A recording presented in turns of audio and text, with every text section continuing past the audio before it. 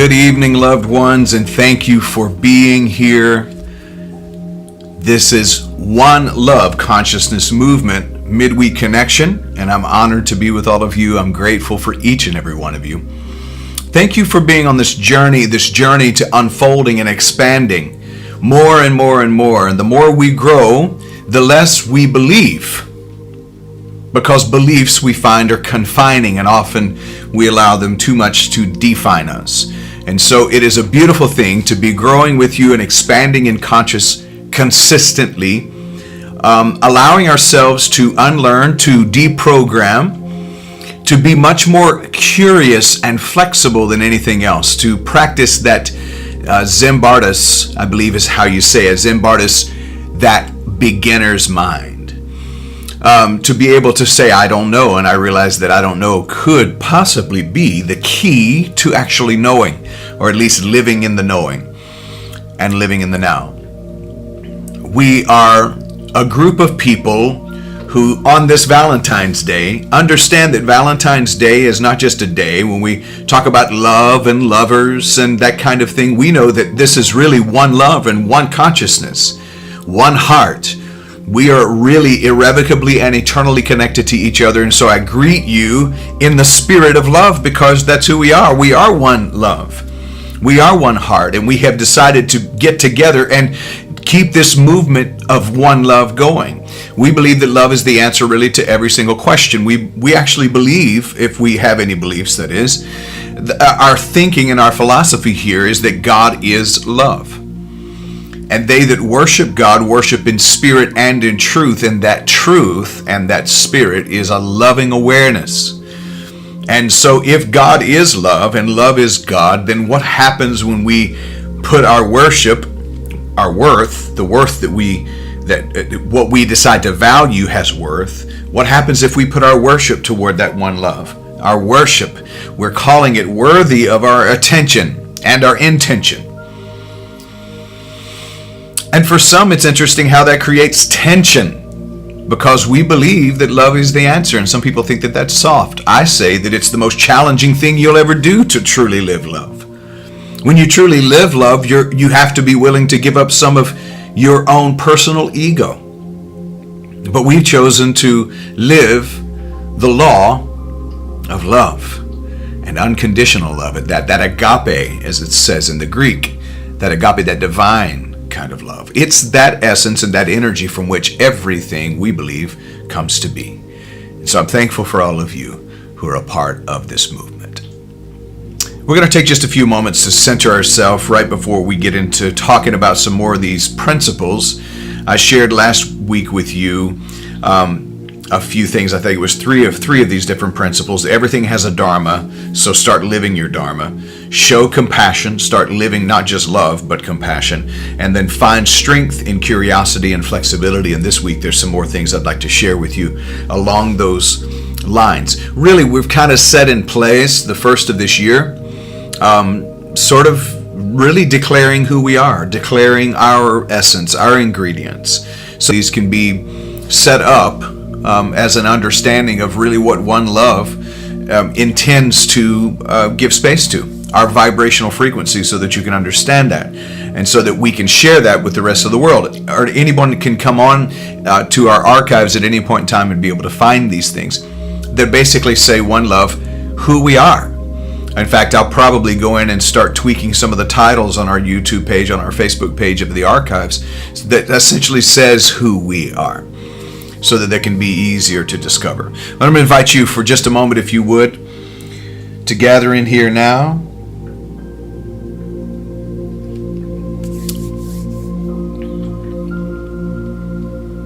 Bring yourself into a time of centering.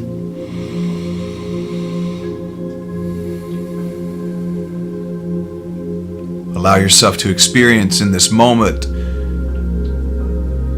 the essence of true, unconditional love. This loving awareness that brings about growth, causes everything. It's the bedrock from which everything comes to be. And so in this moment, I receive a deep breath.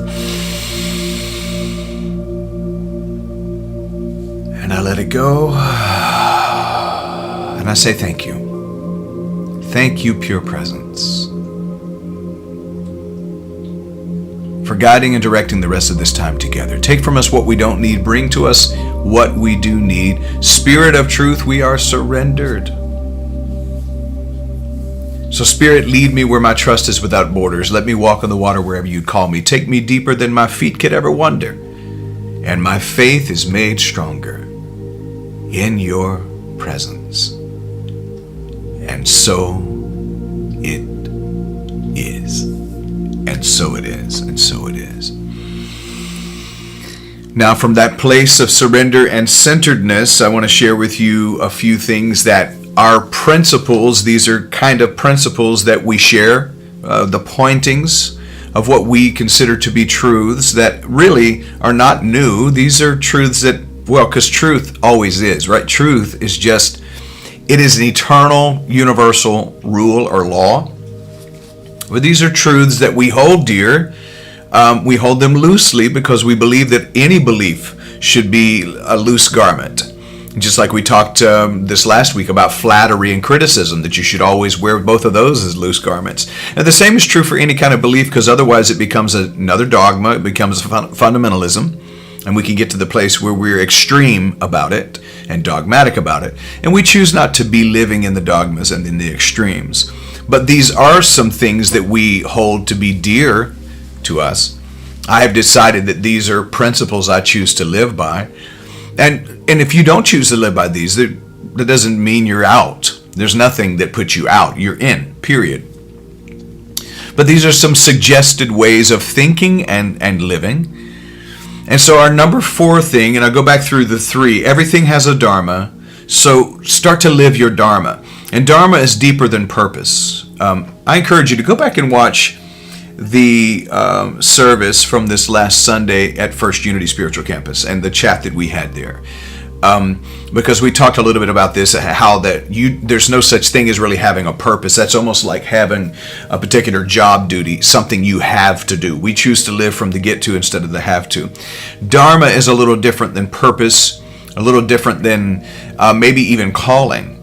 Dharma is your natural flow in things. Dogs have a dharma of barking. Or horses have a dharma of neighing. Now, not the words, but the activity. And it's pretty typical based on their DNA.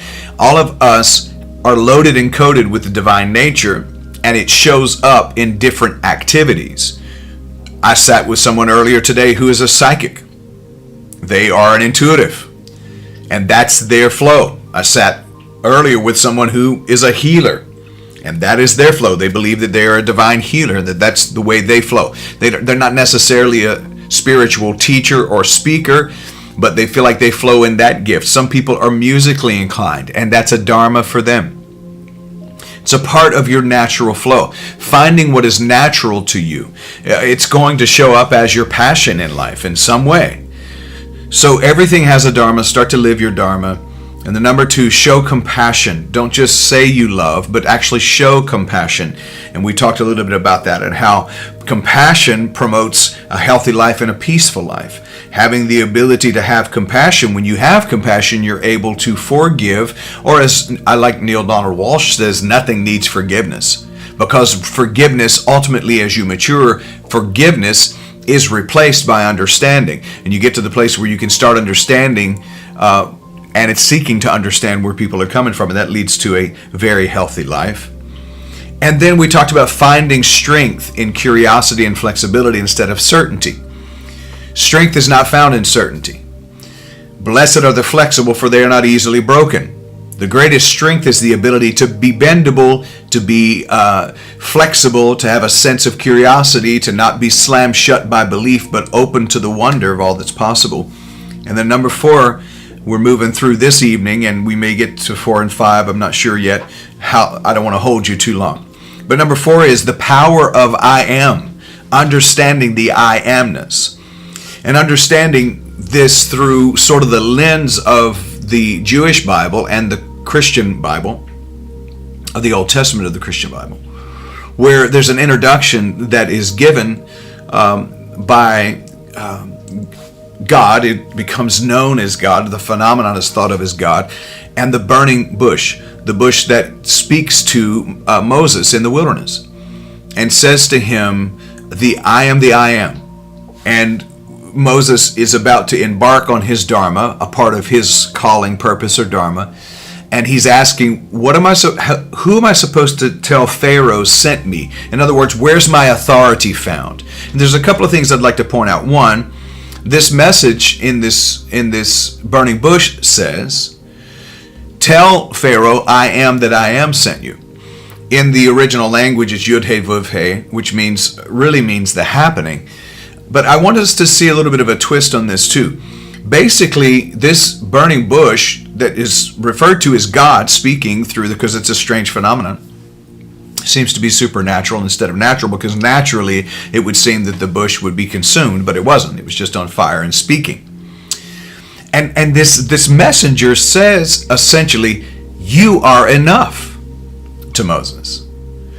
Moses is like, okay, who from the external is going to legitimize this message that I'm about to share? In other words, who's the author? And this voice basically puts it back, the onus back on Moses, and says, no, you are enough.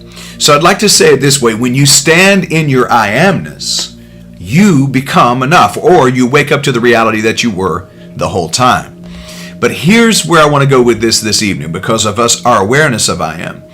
I'll share with you that in his book, Wishes Fulfilled, Dr. Wayne Dyer shares that by using I am, we are invoking the godlike divine part of our own selves.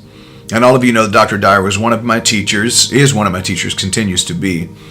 But Dr. Dyer demonstrates that in the verses found in Exodus that God tells Moses, I am that I am, and that he says, let's be aware of how we are using the I am in our daily lives.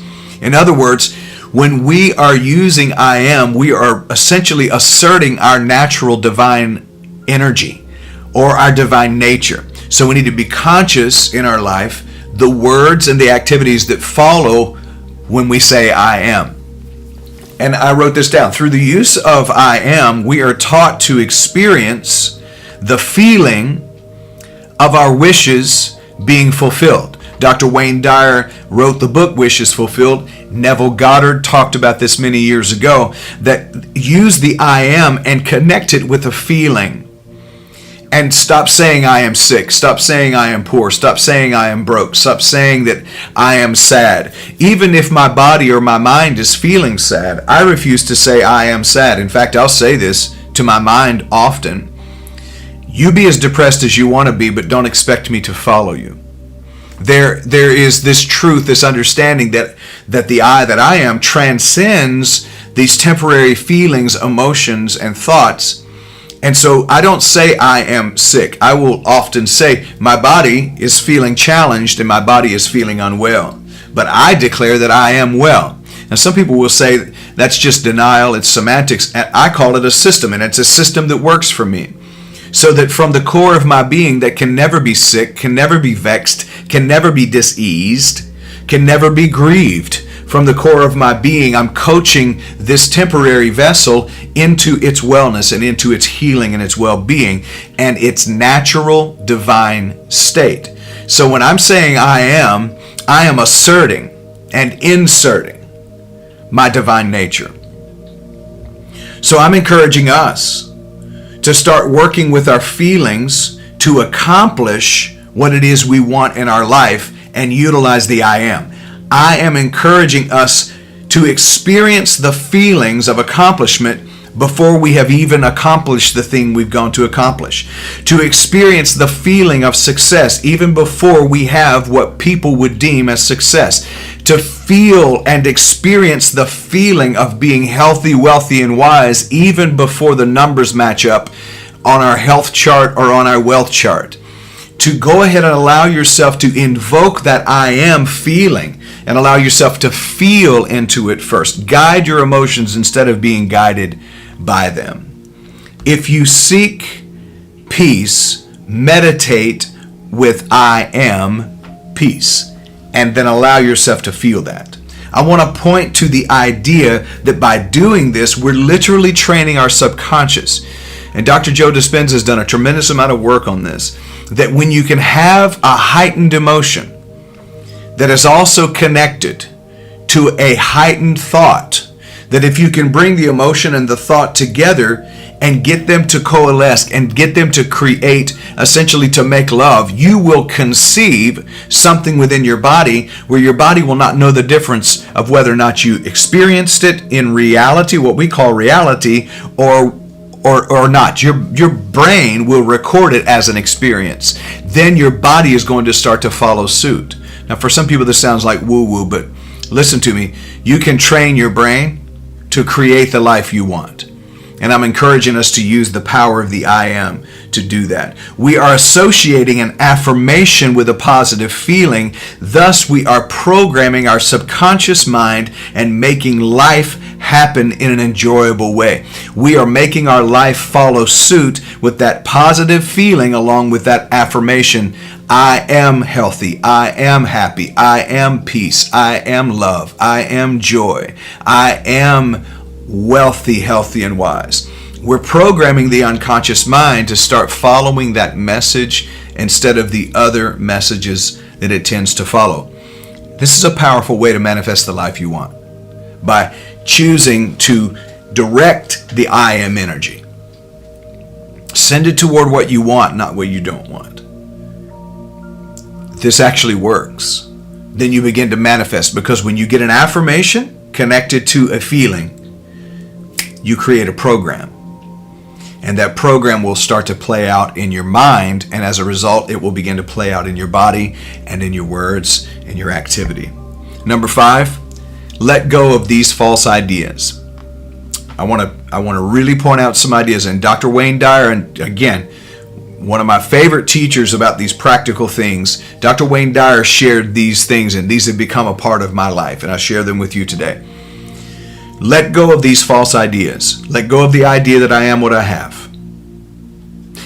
Let go of the idea, it's a false idea, that I am what I achieve or accomplish. Let go of the idea that I am what people think of me.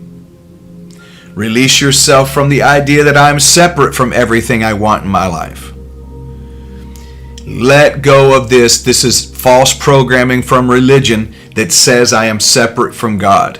Because I have never been separate from God, and I never can be separate from God. God is life itself unfolding as me. I'm never disconnected from it. You are not what you have. The material things that you may have, all of them have an expiration date on them. You don't. You're not one that expires. You are an eternal, you're an eternal spirit having a temporary human experience and expression. You are an eternal spirit having a temporary human experience and expression. You're expressing currently as a human being, but the eternal you, the animating force within you, is absolutely connected to the consciousness, connected to the greatness and to the all, connected to the source. You are a resource of a human at this present moment, but you, the true you, is eternal. So you can't be what you have. And I'll tell you this, if you're lost in the identifying with what you have, when whatever you had is gone, then where are you? You're not what you have. If the car was taken, if the relationship was broken, if the house was burned to the ground, if your job was gone, would you still exist? Yes, you would, which means you're not those things. You're not your achievements. So no matter how many accolades you get, no matter how many titles or labels that people may put on you, or you may choose to wear in this, whatever role you're deciding to play in this life, you're not those achievements. You're not your degree. You're not your achievements in your career. You're not what people think you are. Let go of your reputation and walk boldly in your identification. Get into your identity and let the reputation go. Whatever other people think about you is their business, and don't make it yours. These are some very solid principles to live by. If you're doing this, if you're not doing this even as a religious or a spiritual practice, if you're just doing this for practicality's sake, to just be a practical being who's free from all of the trappings of this world. These are wonderful things to practice. I am not what somebody thinks. I saw a quote, and I won't be able to quote it exactly because I haven't memorized it yet, but essentially it said this.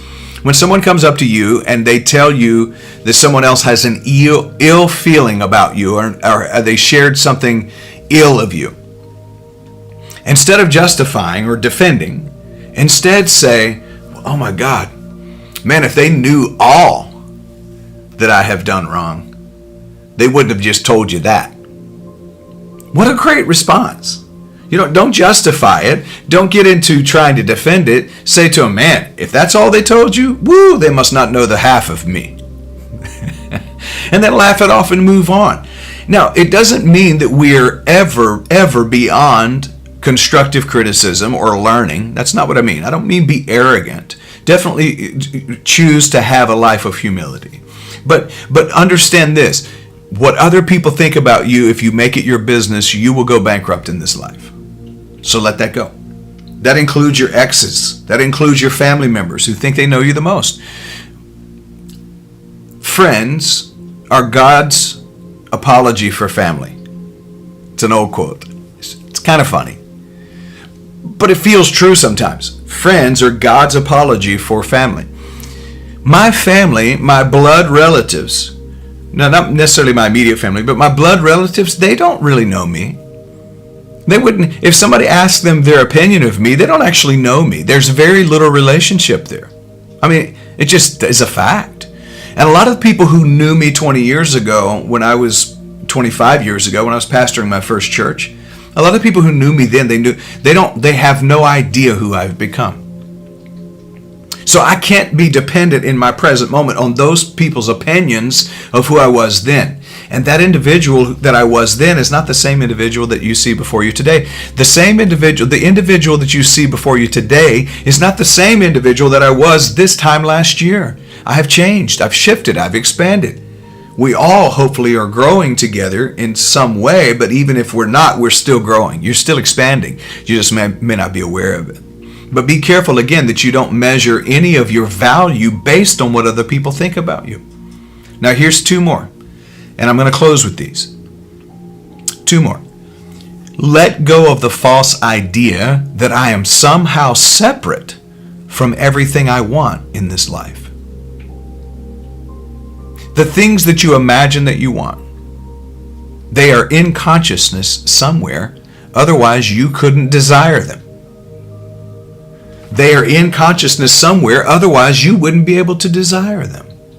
You're not separate from the life you want. You're also not separate from the things you want. Those things you may not hold them in your physical hands at this point, but you can hold them in the reality of consciousness. And I go back to what we said a moment ago, that an affirmation with a positive feeling creates a manifestation because it programs your subconscious mind. So let go of the programming that says you're separate from wealth and health and well-being. You're not separate from those things. You're not separate from peace and from love and from harmony and unity. You are connected irrevocably and internally with the all. And you're not separate from the life that you want. You're not separate from anything. Once you recognize your oneness with all things, you begin to work with it instead of working against it. You don't have to work for it. You work with it. Just like I said this last Sunday, let go of this idea that you need to make a living. You're either living or you're not. Choose to let go of the need to make a living and instead choose to live, knowing that you are not separate from everything you want in life. And lastly, I am not separate from God. Now, this goes against some religious theology, and some people will call this, I've recently had some people say that some of the things that I say are false doctrine. Well, I don't claim to have a doctrine. Truly, I don't. People who know me know this. People who know me know that I'll tell you in a flat second that I believe very little. But the philosophy of life, the principles in life I choose to live by, this is one of them. And that's that you're not separate from God. Period. You never have been and you never will be. Not ever in eternity will you be separate from God. To be separate from God is to not exist, because life just is. And if you're a part of life, which you are, then you are a part of God, and God is a part of you. You're not separate from God if you don't.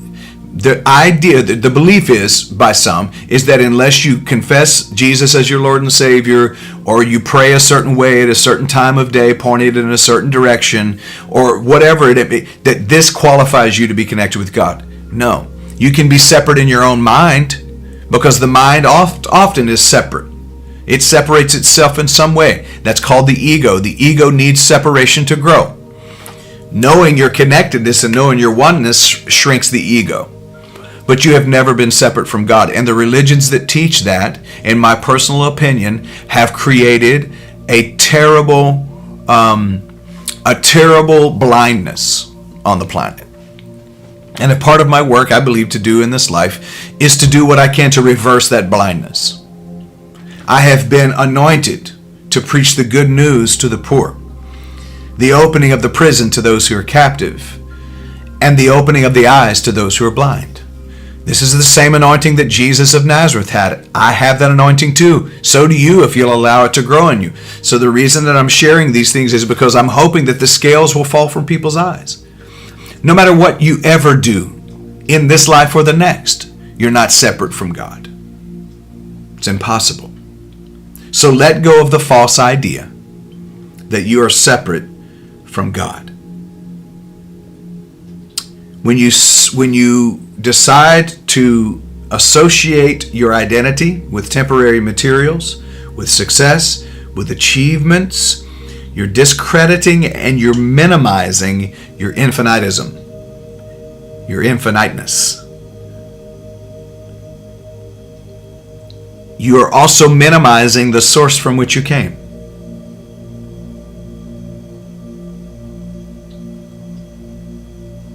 So detach from these beliefs. Let go of these false ideas. Allow yourself today to be delivered, to be freed from, I am what I have. I am what I achieve. I am what people think I am. Detach from this belief system that I'm separate from everything I want in this life. I'm having to beg for it and work for it and hope it comes. You're not separate from it. Attract it. Turn up the vibrational frequency within you that attracts that. Because your vibe will reveal your tribe, but your vibe will also, the vibration with which you vibe, the frequency at which you vibrate, will determine what gets attracted into your life. Because you don't get what you want, you get what you are. So vibrate at that high level. You're not separate from anything. And lastly, you're not separate from God. Not ever. That divinity is within you, through you, as you, showing up as you. It flows. Listen, if you will learn to think like God, act like God, think like God, you will begin to create as a God, because you are of the God class. And people who don't believe that, and people who will challenge that, let them continue to live in that fallen state of mind. You choose to rise above it. You choose to ascend and transcend so that you can transform. Because the form that we have been formed in, the information we have been given, has brought inflammation of our souls and self, causing dis-ease, a disconnection from our ease. And this message brings you back into inspiration, which is to be in spirit, and heals you of all your diseases. That sounds audacious, John. Maybe so. But I believe in this. I really do. If there's anything I believe, I do believe in this. And so, in closing, remember that you have the power of the I am within you. Be mindful of what you're saying, following the words I am, because you're invoking, you're asserting and inserting your divine nature when you use the words I am. And let go of the false ideas that say that you are what you have and you are what you achieve. You're the degree, you're the title, all of that. Let go of thinking that I am what people think about me. Remember that you're not separate from the life you want, and remember that you're not separate from God. If we can lean into these things, we can really start to turn the boat of our life in a better and more healthy direction. All right. I want to say that I thank you all for being a part of this movement. I think I mentioned that already. Hey, I encourage you, look, it is Valentine's Day, and tonight is when the movie about Bob Marley's life comes out. I won't be able to see it until the following weekend. I have a pretty busy weekend. This weekend I'm going to be in Atlanta with my brother from another mother, Pastor D.E., as we celebrate the consecration of his entry into a College of Bishops. And I celebrate with him in that, and I'm grateful for this opportunity for him and for our organization called the International Communion of Expanding Consciousness. That's exciting. I can't wait to share more with you about that. It's already growing very fast. It's already gaining such a powerful momentum, and I can't wait to share all of that with you. But I'm going to be in Atlanta this weekend, so it's going to be a busy rest of the week, so I won't see the Bob Marley movie until the following week. But I encourage you, if you get a chance, go watch it this weekend. Go see the movie about Bob Marley. It really focuses on one love, and that was part of the inspiration for the name of our movement. Not because we necessarily believe everything that Bob Marley sang about, or a particular religious bend, but that one love, that one heart. Let's get together and feel all right. That's the essence of who we are as a movement. And I honor Bob Marley and all of the music that he really wanted to help change the world toward love. With his One Love movement, his One Love music. With his music, he wanted to influence the world to be a better place. And we want to do the same thing through this movement. So I encourage you, go check it out. Also, I encourage you to give this evening. There's the opportunities to give are going to be on the screen as we exit from here. I encourage you, as we receive an offering today, to give digitally or send a check or money order to our P.O. Box. That information will be on the screen. I hear the music getting started, so I'm going to get up out of here, and I'm going to say to you all now, go and make it a great day, a great evening, because you can. See you in the morning.